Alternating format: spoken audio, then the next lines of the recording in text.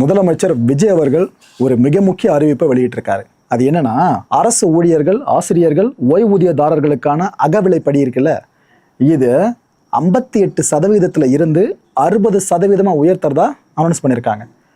அப்படின்னா ஒரு 2% வரைக்கும் இன்க்ரீஸ் பண்ணியிருக்காங்கன்னு அர்த்தம். ஆக்சுவலாக இதுக்கு முன்னாடி 3% இன்க்ரீஸ் நடந்துருந்துச்சு முந்தைய ஆட்சி சார்ந்து. அதே நான் மென்ஷன் பண்ணிடுறேன். 2026 ஜனவரி முன்தேதியிட்டு இது வழங்கப்படும்னு சொல்லியிருக்காரு முதலமைச்சர் அவர்கள். ஸோ இதனால் பயன்பெற போகிறவங்களோட எண்ணிக்கை மட்டுமே 16 லட்சம் பேர் மக்களை ஒரு நல்ல விஷயத்த பண்ணியிருக்காரு சிஎம் அவர்கள். அண்ட் மது பிரியர்களே, இனிமேல் உஷாராக இருங்க. நாம் இதுக்கு முன்னாடி ஒரு வீடியோ போஸ்ட் பண்ணியிருந்த ஞாபகம் இருக்கா? சில மணி நேரங்களுக்கு முன்னாடி இந்த 10 ரூபாய் பாட்டில் மேட்ரு, அது அரசோட காதில் எட்டுச்சோ என்னவோ தெரியல. இப்போ ஒரு சர்க்குலரை இஷ்யூ பண்ணியிருக்காங்க. என்னன்னா, இந்த டாஸ்மாக் பணியாளர்கள் இருக்காங்களே, இவங்களுக்கு டாஸ்மாக் நிர்வாகம் இந்த சர்க்குலரை இஷ்யூ பண்ணியிருக்கு. அதில் என்ன மென்ஷன் பண்ணுறாங்கன்னா, இனிமேல் இந்த பாட்டிலுக்கு கூடுதலாக காசு வச்சு வாங்குறதுலாம் எங்கேயுமே நடக்கக்கூடாதுன்னு சொல்லியிருக்காங்க.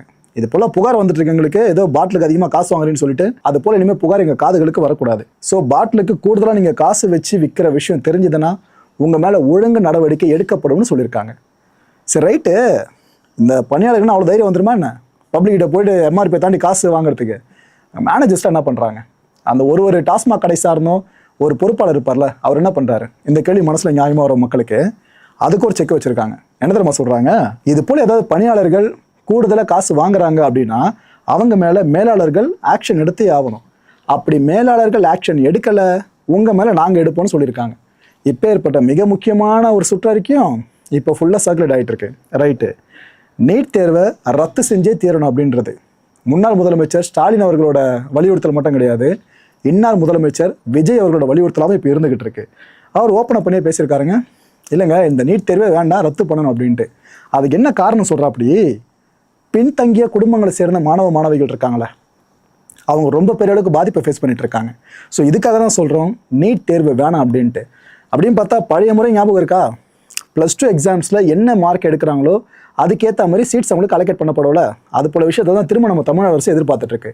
அதுதான் இங்கே நம்ம புரிஞ்சிக்க முடியுதுங்க. ஆனால் ஒரு விஷயம் கவனிச்சிங்களா? இவர் ஆட்சி பொறுப்பேற்ற நல்ல நேரமோ என்னவோ தெரியல, நீட் வினாத்தால் கசிஞ்சு இந்தியா முழுக்க பெரிய அதிர்வலை ஏற்படுத்தியிருக்கு. ஏற்கனவே நீட்டுக்கு எதிராக குரல் கொடுத்துட்டு இருந்த பல அரசியல் கட்சிகளும் இன்னும் அதிகமாக குரல் கொடுக்க ஆரம்பிச்சிட்டாங்க. நீட்டில் ஸ்கேம் இல்லை, நீட்டே ஸ்கேம்னு சொல்ல ஆரம்பிச்சிட்டாங்க. இந்த நேரத்தில் கரெக்டாக இவரும் வலியுறுத்த ஆரம்பிச்சிருக்காருல, கொஞ்சம் யோசிச்சு பாருங்களேன். இது நடக்குமான்னு தெரியல. இன்கேஸ் நடந்துச்சுன்னா நீட் தேர்வு ரத்து அப்படின்ட்டு மற்ற மாநிலங்கள் சார்ந்து ஒட்டுமொத்தமாக சொன்னாலும் சரி, தமிழ்நாடு சார்ந்து மட்டும் விதிவிலக்காக சொன்னாலும் சரி, அப்படி ஒன்று நடந்துருச்சுன்னா ஒட்டுமொத்த கிரெடிட்ஸும் இப்போ யாருக்கு போக நினைக்கிறீங்க? புரிஞ்சோ பிஸ்தா. அரசியல் எதுவும் நடக்கும் மக்களே. இது போல் நேரம் கரெக்டாக கூடி வருதுலாம் யாருக்காவது பேச்சு நடக்கும்.